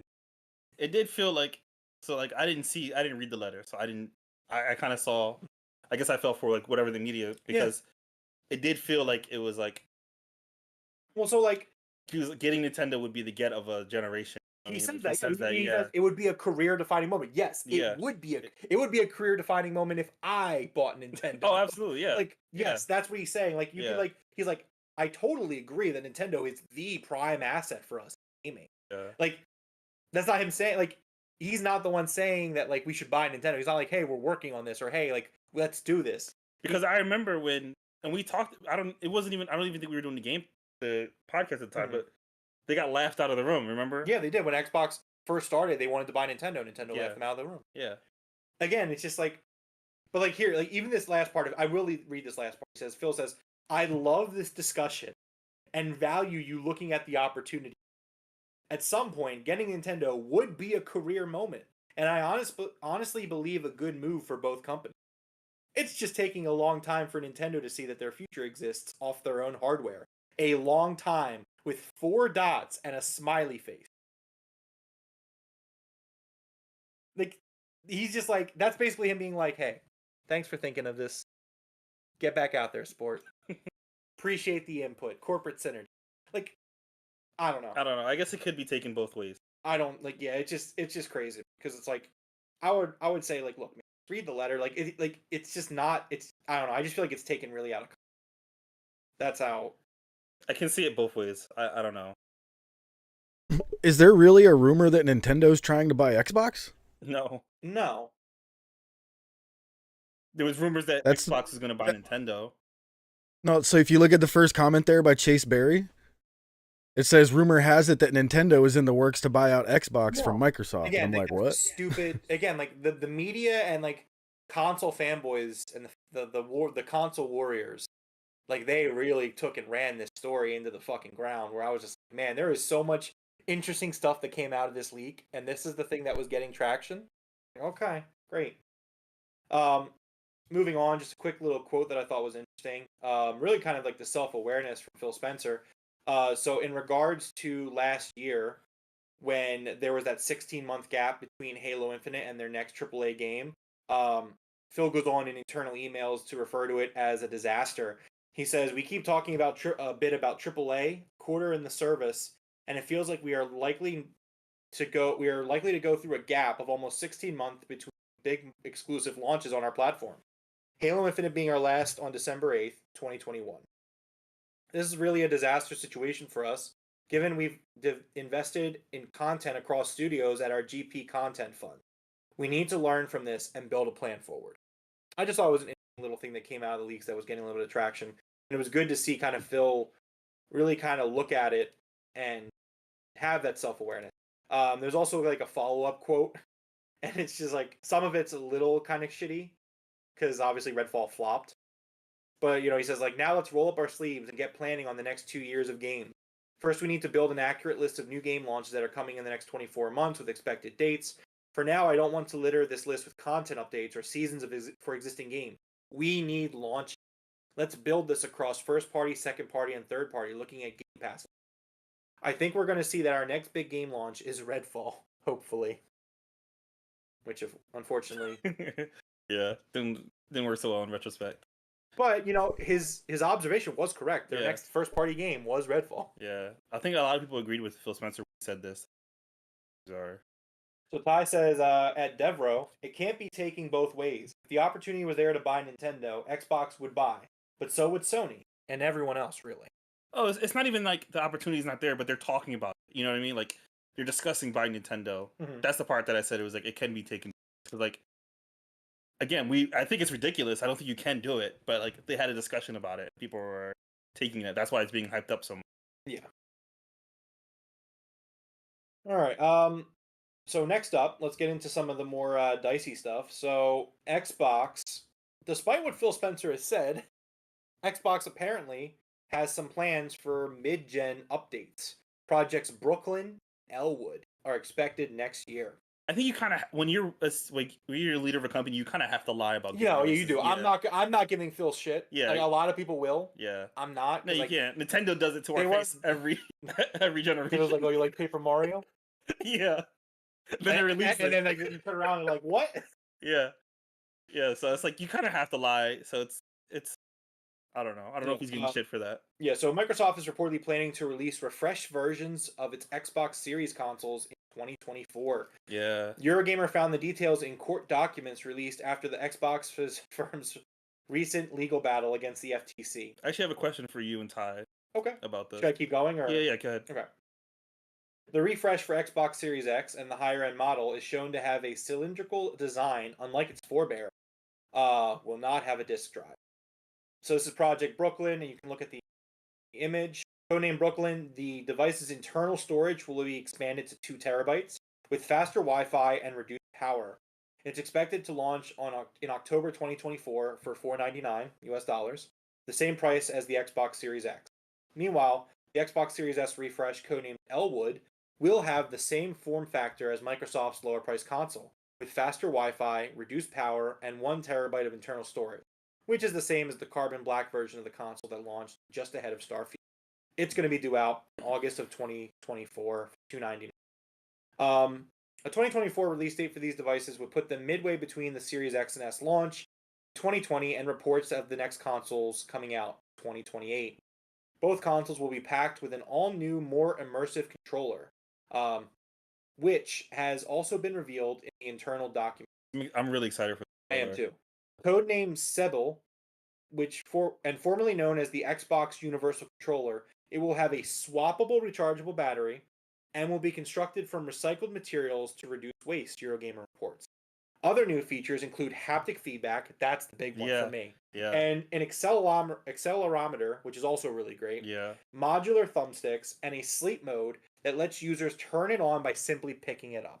That's really cool. Yeah. That's the future. It's expected to release in May 2024, and there is no price estimate on the price. Elsewhere, another document revealed future planned releases for Bethesda's various studios, which we already talked about, amongst a few other things we're going to talk about in the future. So, Deborah, what are your thoughts on this Project Brooklyn and Elwood first? What's your thoughts? So, the question I had for you guys, something that we talk about a lot, is this is a mid-generation cycle where both consoles coming out from Xbox are digital only. Mm. There's no CD-based thing, and people are saying like this is like a early start to seeing Xbox. I think it'll always have a disk drive, but I think definitely hitting the digital market really hard because a lot of the games they announced as well, or not other games, but like a lot of the things we saw along with those two consoles is like the dongle was in there in the release date, a handheld, which that's another thing. I don't know if you have that on here. So I don't know. It's just this is a very digital heavy mid-gen cycle, and I wonder what that's. How do you feel about that? I mean, we've talked about it before. I'm Yeah. obviously a physical collector. Yeah. When the day that games go digital only, I can't see myself just being like, well, more video games. Yeah, I can't. Yeah, I don't think it's not gonna happen. Yeah. Like I've always been realistic, and like in 2023 right now, when other games are doing disc releases, yeah, I'm gonna give Alan Wake 2 a lot of shit. But I understand that eventually that day is gonna come where it's just the reality of it. Yeah. And there's always going to be a market for physical. I don't think I do think that as well. I think that I really That's- do think that the next Xbox console will have a disc drive. and it has to. I do think so. It has to because Xbox is so committed to backwards compatibility. That's always my thought too. It's Yeah, like, it's so so- what do you do then? Yeah, it's so. I can honestly see PlayStation moving out of it and being digital only, but Xbox is so committed to backwards compatible. The only way I could see them working around it, and this is probably, I don't know if this is technically a thing you do. I don't know if it's gonna work this way, but Put the backlog up. what I would say is like, hey, like you put an Xbox disc to a PC. Maybe it can like take the code, like the agreement of the game, Yeah, maybe. and transfer it to your library as a digital game. Yeah. That could be something that I could see them doing. I don't know how feasible that is. Yeah. Also, obviously, you would probably hurt yourself with like secondary sales and whatnot because of that. So I don't know, but it's just something to think about. Yeah. Obviously, because there's no disk drive, there's a 0% chance I would get this. Especially because it's not it's priced at the regular Series X. Yeah, that's another Here's the thing. thing. I think that this is a great product for you. I think this is like this would be a point where I'd be like, okay, this is something I think you should jump in on with this project. Actually, I do like the way it looks too. It does look kind of sleek. I mean, like it's round. I don't know. It looks like it's smaller. They traded the fridge in for a modem. Now they saw PlayStation like, well, they're gonna have a big modem. We're gonna have. It looks like an Alexa tower, It does actually. It looks like an Echo, yeah, for sure. Yeah. So I mean, yeah, I think this is something that definitely speaks to you. I'm much more excited about the controller. Yeah, I agree with that. I remember when the PS5 came out, someone from Xbox said, "We really like the PlayStation controller. We're looking at that for Phil like." Spencer said it. Okay, yeah. Phil's like, "Hey, look, like Sony did a great job with this controller, Yeah, and like we're definitely going to take inspiration from it." Which I'm glad they did because like the haptic feedback for the Rumble and like it's so good. Yeah. I also like the speaker in the controller. There's no announcement for a speaker, but I like the speaker in the. I agree with that. I think that like your first party like. So in terms of layout, I do prefer the Xbox controller. I agree. Absolutely. If we're doing like a I like series, the offset sticks. Yeah, if we're doing a series of like competition, like who does what better, like obviously Sony has the first party software. Yeah. The only other thing that I would give Sony is the controller. Mm-hmm. Not because I like the layout more, but just because of how much tech is in that controller. It's such a cool. I love the haptic feedback. I love the like you said, the speaker in the controller. Yeah. And like switching from Xbox to PlayStation, it takes a little bit to get used to, but you end up in the rhythm. Like when you're playing Spider-Man, I'm sure. Yeah. So it takes like a little bit. Yeah. It's a little dusty. Yeah. It's a good year for the Switch and the Xbox. Yeah. I don't know what to do. But so like I prefer the Xbox controller. I like the way I love the offset sticks, kind of like you said. I like this D-pad more than I like these personally.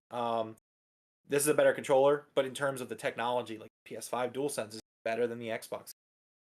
No, it's cool, and I think it's like a mid-priced between the Pro and the base controller. And and then you complete the Triforce. You got this. Yeah. So no, that's exciting. I'm definitely gonna get the controller. Yeah, for sure. Me too. If I get the Xbox, I'll get. I think you should get. I think you should get. Yeah. I just think that that's something for you. I think that really makes a lot of sense for you. Yeah. We'll see though. Another quick little thing. So Microsoft. It being the same price though, why not just get the Xbox Series X? You know what I mean? Well, I mean, if this other newer console has a few little things that make it a little bit better, I mean, including internal storage, like I think it has better Wi-Fi. Like they said that as well. Wi-Fi reader card. But that doesn't affect me because my Series X is hardwired, and I would probably hardwire mine. I don't know. Again, I think it depends on the market at the time. Because I can just get a disc drive with a Blu-ray player. Yeah. So next up, we had a document that leaked as well, and this was Microsoft documented the Activision Blizzard's value to Xbox, and it came into three things. Number one, expand BattleNet further to enhance the Xbox store on PC. Expand mobile gaming through an Xbox store on mobile, and to bring all Activision Blizzard games on Game Pass. So it's interesting that this was part of their, this was a leaked document that was presented to the courts. It was like, makes sense. Yeah, I mean, I think it's really smart from them. You're covering your three bases. You're enhancing your PC market. We've talked about this mobile gaming store that Xbox wants to do. They want to become a leader in mobile gaming, and they want the Activision Blizzard games on Game Pass. And I'm like, man, this right here for me is just like, yeah, this is why they're buying Activision Blizzard. Like, I really don't think they ever wanted to make Call of Duty. I don't think that was ever the plan. So that's just what I took from them. I know they had to give it up, but I do think the exclusive stuff in Call of Duty, I think they wanted that. I think that would have been really cool for Xbox to have. You know what I mean? I mean, I think they'll still do some, I don't think they can. They're not allowed. They gave that up. Oh, they can do the Christmas stuff like that. But they had to give it out for both consoles. You know what I mean? They can't have anything that's Xbox No, exclusive. I don't think that they had to sign that away necessarily. No, they did sign it away. They said that there were, in terms of modes, will be no parity. But they also said in content. Did they? Yeah, they did say I that. don't recall. Maybe I'm wrong. Ty says, so will BattleNet replace PC Windows Store? I don't think it'll necessarily replace it. I think that they'll take it and utilize it to Windows Store. Yeah. Or I think they'll keep both. I don't see why get rid of... Well, that's what I'm saying. I think you can use the two to complement each other and turn it into one giant service. Is BattleNet... Is it stable? You know what I mean? Is it a good... I think so. Okay. I'm not a PC gamer, so I can't speak on it, but I've never heard, apart from, sometimes game launches are a little rough, like Diablo, but that's about it, I think. Okay. Another little tidbit that came out is that Xbox Game Pass is one of the fastest growing media subscription-based services. This was a really interesting little chart, kind of shows you comparatively. So Spotify took 70 months to get to 10 million. Hulu took 60 months to get to 10 million. Netflix 120 months to get to 10 million users. Disney Plus 1 day, admittedly. It's Disney. Yeah, it's Disney. Yeah. But Xbox Game Pass, they're currently at 12.4 million subscribers. Well, not currently. I don't know how long ago this chart was. But in 34 months to 10 million. Okay. Which was up 137% for them year over year. Okay. That's pretty impressive. They were able to do it faster than Netflix, Spotify, Hulu. Not Disney, but again, it's Disney. See, we're going to keep right on moving along. So next up, and this is something I actually wanted to get your take on, and this is about the next generation of Xbox, and it's going to revive power of the cloud. The idea of using cloud to calculate more processor-intensive calculations is one that Microsoft has been dabbling with for more than a decade now, with the company famously promising to implement it in Xbox One games. The most notable example of its actual use in an Xbox game to date was the Wrecking Zone multiplayer mode in Crackdown 3, which used cloud-based processing to run the game's instruction model and sync it across all players' games. However, unredacted court documents published overnight last week, seemingly in error, which we found out it was an error, included an internal Microsoft plan featuring early details of its next-gen console, and cloud processing appears to be the main focus again. The document lists the innovations introduced for each generation of Xbox, including Xbox Live for the original Xbox, the digital storefront for the 360, Game Pass for the Xbox One, and now Project xCloud for the Series X. Under the next-gen console, the document says the main innovations will be cloud hybrid game and an immersive game and app platform. Another page in the document lists early ideas for the potential shape of next-gen gaming, including such topics as machine learning, AI, and scalable hardware architecture. One of the topics is proposed cloud-native/enhanced game. Microsoft's vision, according to the document, is to develop a next-generation hybrid game platform capable of leveraging the combined power of the client cloud to deliver deeper immersion, entirely new classes of game. It adds optimized for real-time gameplay and creators, we will enable new levels of performance beyond the capabilities of the client hardware alone. What are your thoughts on what I just? I mean, it makes sense. I always thought the Xbox was going to lean really heavy on the cloud. I think making the next console very cloud servicey, cloud based, as long as the power's there, like the internet's there. I mean, like we're seeing a new Xbox coming out with the new Wi-Fi chips. So who knows? It's just we all saw it coming this way. I think that's why Xbox fought for the cloud. So what's really interesting for me, and like you can maybe laugh at me, it's fine.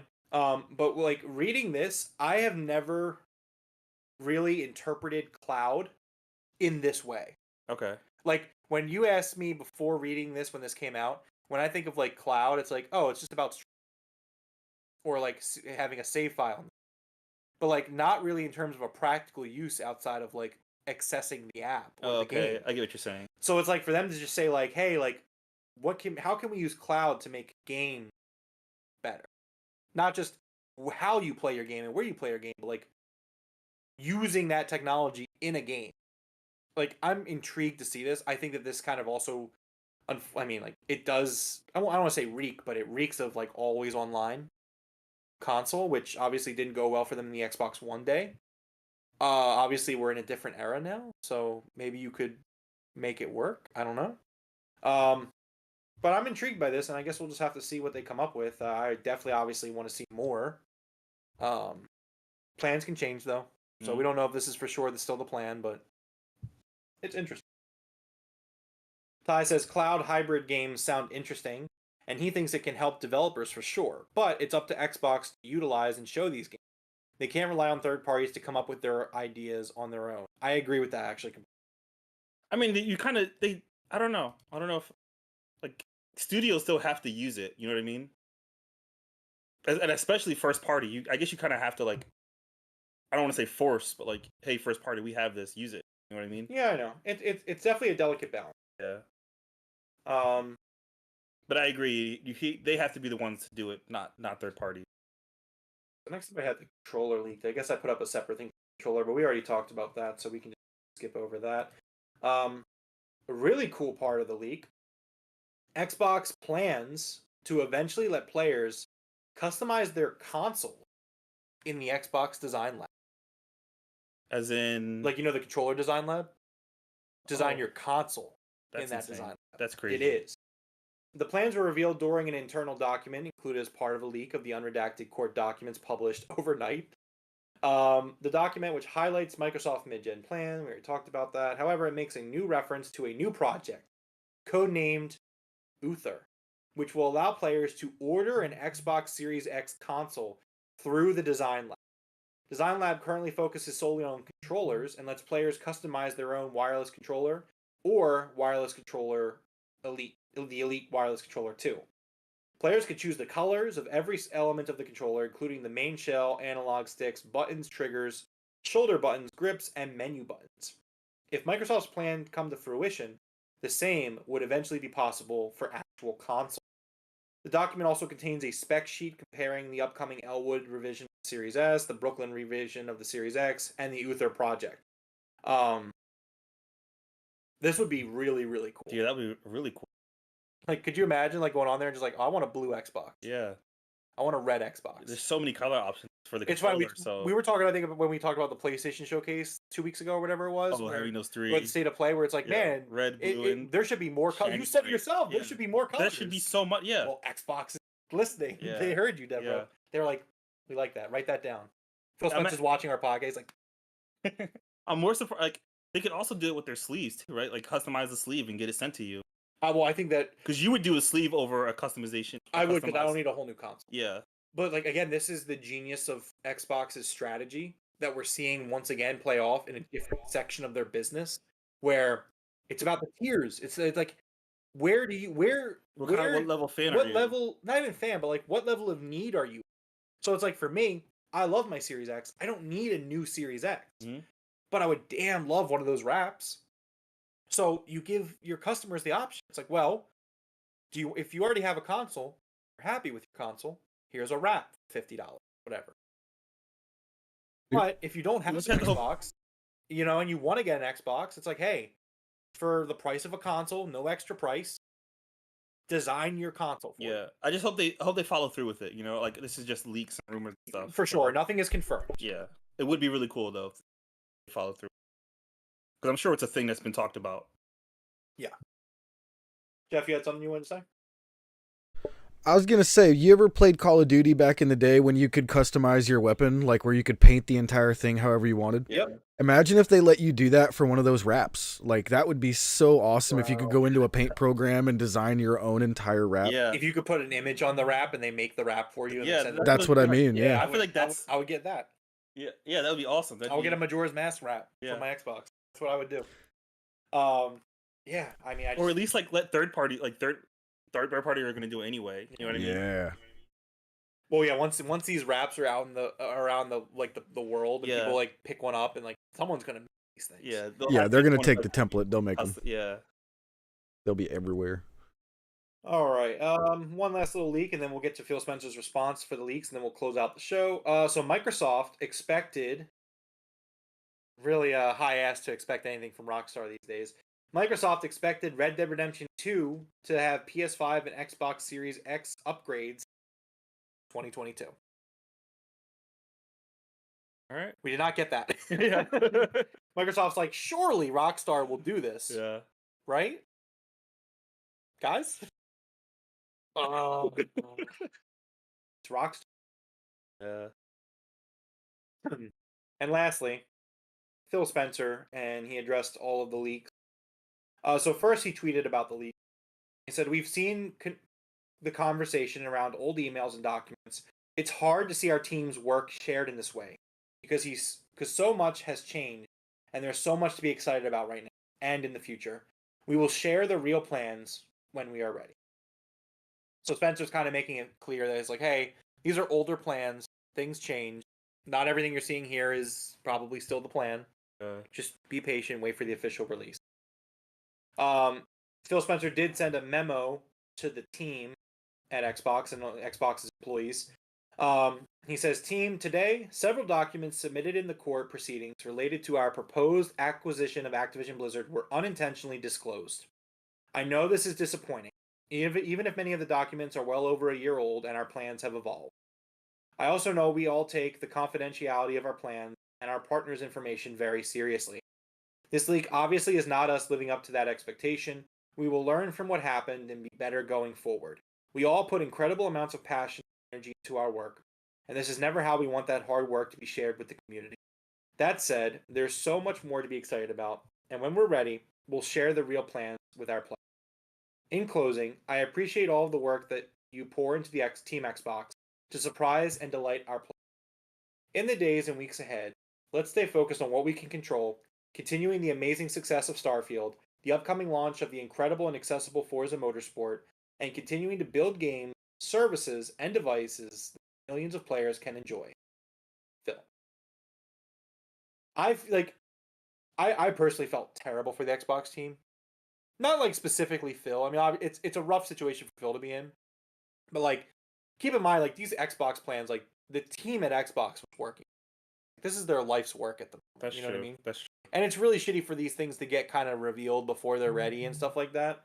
It's also in a good way though. It kind of gives hype for the console. You know what I mean? Like, hey, these are their plans. We just got to see. And I know it's the hype of it is ruined for them, but I think it's another type of hype where it's like, hey guys, we get to see it. Like, I don't know. I'm still hyped for this stuff to come out. The leak For doesn't sure, like, yeah. So But like, if you gotta look at it this way, it's like, I guess they want to do it on their own terms. Well, it's not even just that. So like, look at it this way. So like, the year or two that have passed since that document was made, that team's been working for the past year or two to improve that plan or change that vision for the better. Yeah. So that would be like, it's heartbreaking. It's like looking at someone's first draft. It's like, this is garbage. What are you doing, bro? This wasn't even the current plan. This was like 2 years. And Phil came out and said that too. He said, you know, these plans are old, so like things have changed. Yeah, I think some of the core stuff is that, like, I think those mid generations are still coming. Mm-hmm. Some of those games we talked about, they're still coming. Right, it's still exciting stuff. Yeah, I agree. We didn't even talk about the handheld. You know, like that was on there. Did I miss that? What did I miss? It was just like there's a timeline of things that they were planning to not. There wasn't a timeline. It was just like, hey, these things are coming out, and they had like consoles. But one of it was like just a handheld shaped thing, an Xbox handheld. It was just like, it's one of those things where it's not confirmed. There's nothing If else. anything, I think that's something that probably got. I still I'll believe it when I see it. Yeah, I agree with you. I just don't think they're doing a handheld. I know Ty and I have kind of discussed this as well in the Discord, which for those who are hanging out with us tonight, really appreciate it. Make sure you leave a like button. Leave a like while you're at it, and join our Discord. We talk video games there as well. They technically have a partnership with another thing, but it's only cloud based.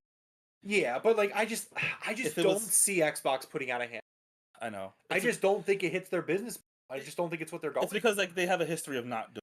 You know what I mean? But like for me, and like I understand the critiques about like the Rogue Ally and the Stream Deck and Steam Deck. I get it, but like if I'm Microsoft, they're already doing that for you, and you're not eating any of the production.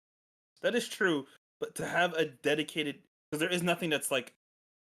There are window-based things, but there's just a laptop with controllers on the side. That's basically what they are. If you can have a dedicated, just a Game Pass thing, Game Pass is a subscription service. Like it's good enough to hold. I agree. I agree with that. It has the longevity to work. Yeah, and if you can play those games locally on a handheld, I think that would really boost up.